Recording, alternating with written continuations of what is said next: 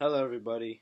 For my Chapter 7 current event, I was reading about a woman who was looking to be a fire chief, and she ended up getting, well, not denied the position, but someone else was picked over her. And she went to court saying the previous fire chief had told her that there was grumblings of a female chief possibly being appointed, and he promised her that 2 years prior, uh, he promised that she would be the next fire chief. She ended up getting knocked out by someone else, and like I said, she went to court, but that was quickly set aside. Uh, she was claiming sexual discrimination. However, Marion County, which is where all this was going on, said that prior to the other gentleman's name was Mr. Neville. So prior to Mr. Neville's appointment as fire chief, he was the deputy chief, so second in command. He also scored higher than the woman in the interviews.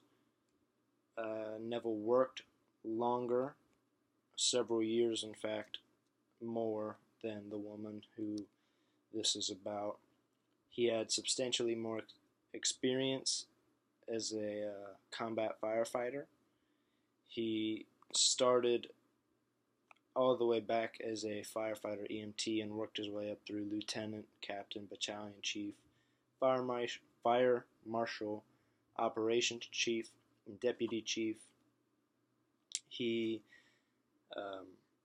also was a certified law enforcement officer, and he just had many more qualifications that set him above her in the runnings, and that's what, in the end, brought him to be the chief instead of her. And I think that that was the right move.